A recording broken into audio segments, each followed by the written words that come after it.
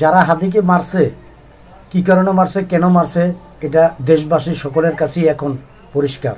তবে আমার কাছে যেটা মনে হয়, হাদিকে মারার 4-5টা কারণ থাকতে পারে।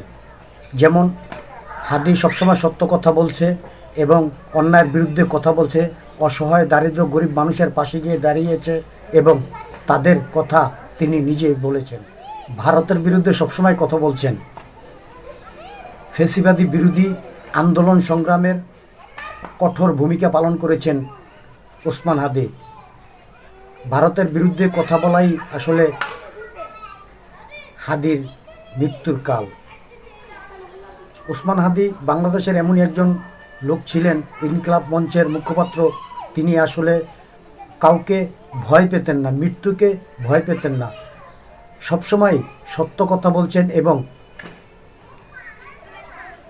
দারিদ্র গরিব মানুষের কথা বলছেন এবং ন্যায়ের পক্ষে কথা বলেছেন। অন্যায়কে কখনোই প্রশ্রয় দেয়নি, আর অন্যায়কে না প্রশ্রয় দিয়েই আজকের আসলে তার মৃত্যুর কারণ হয়েছে। যে আজকের ইনকিলাব মঞ্চের হাদি, তিনি আজ আর আমাদের মাঝে নেই।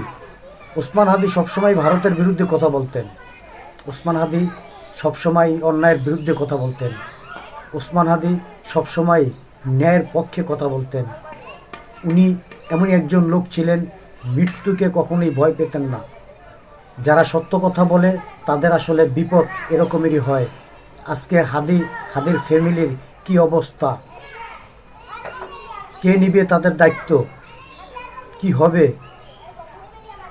আজকের হাদি যদি বাংলাদেশে থাকতো, তাহলে হয়তো আগামী নির্বাচনের পর সাধারণ জনগণ কিছু না কিছু হাদির কাছে পেত, বা তার মাধ্যমে হয়তো দেশের কোনো উপকারে আসতো।